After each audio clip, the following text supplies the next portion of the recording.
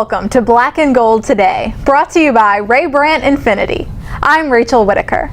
Well, Saints football is back in the Superdome tonight versus the Titans, and joining me now is Fox 8 Saints reporter Sean Fazende. Well, Sean, great to have you back. Thank you for having me. And everybody's back in town from West Virginia. I mean, is it a relief to be back? It is good to be back. You know, the weather was good in West Virginia, but you can only like the weather so much, and we were all ready to get home to New Orleans, and I am definitely glad to be back. Right, and one of the battles that we've been talking about, kind of surprising almost, but at the same time it is very legitimate, the kicker. Yeah. You know, we've got Shane Graham, who of course kicked the Saints to their first ever playoff road win, and then so he's been in the league for more than 10 years, and then you've got Derek Dimke, the young 24-year-old trying to make it. So your thoughts on that battle and where it might go? Well, they've each done enough to kind of check their resume. Wow, they've had their moment. Shane Graham didn't help himself last week by missing that extended 33-yard extra point. However, Derek Dimke has been a little shaky the last couple days in practice. Right now, if I had to kind of gauge the feel where the Saints coaches are leaning, I'd say it's Shane Graham just because of the experience factor. They know what they can do, and he's come up big for them in the past. Obviously, you mentioned the Philadelphia Eagles game in the playoffs last year, and he joined the team towards the end of the year last year. So I think Shane Graham right now has the lead, but if he keeps missing during games, that could be an issue. Right, and of course the extended extra point that the league is trying in the preseason. Do you have an opinion about the 33-yard? You know, I guess it's just a little different, and it's just something to get used to.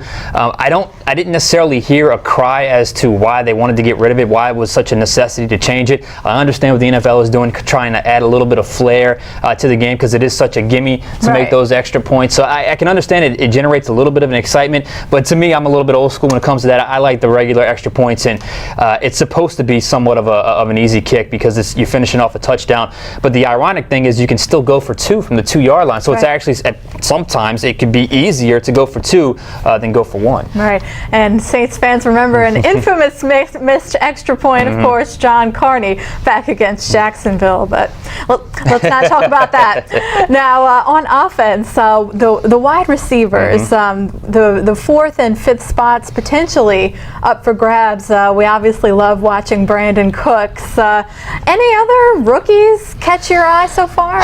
Well, first off, I don't know if it's 4th and 5th, at least in my opinion, that's up for grabs. I think the 4th is secure in Nick Toon. It's just a question of whether or not they keep 5 or 6. Now, at the beginning of camp, I thought it would be 6, but now I'm leaning more towards 5. And to me, it's out of Robert Meacham, Joe Morgan, Brandon Coleman, Shantavius Jones, and Andy Tanner. Those 5 guys competing for one spot. Andy Tanner's been out the last couple days. Brandon Coleman has been very inconsistent all camp. He flashes big playability, and obviously he looks the part, but honestly, he's been very inconsistent. Shantavius Jones, of the younger guys, first-year guys to me, has actually played pretty well. But you have Meacham, you have Morgan for that last spot. So I don't know if the first-year guys like a Jones or a Coleman, if this is really their year. It's just a matter of who do they trust more out of Morgan or Meacham, or if they go 6, then that opens up a whole nother spot, and who knows which way they go there. But I thought those younger receivers blew an opportunity last week. I thought there was an opportunity for those guys to make some plays, and it didn't happen. Right, Brandon Coleman especially sticking out with that pass that popped up in the air, an easy pick for St. Louis. But again, preseason, a good audition for those guys. And now we're back to Saints trivia. We're going to remind you of this week's trivia question, which asked, who was the Saints' first ever opponent in the Superdome? And the answer is their first ever preseason opponent, the Houston Oilers, which is especially ironic, actually, since the Tennessee Titans, their actual name, Houston Oilers, then the Tennessee Oilers, and then the Tennessee Titans. So that's kind of ironic, actually. So, Sean, if you want, you can go ahead and pull the winner today. Let's see who we got here. It is, let's see here, Donald Doucet from Crowley, Louisiana. Excellent. We have a local winner today. So, Donald, congratulations. You are now the proud owner of a Marcus Colston plaque. So, congratulations. And the prizes will vary all season. So, keep sending in your answers. And enjoy tonight's game, everybody. We'll see you Monday.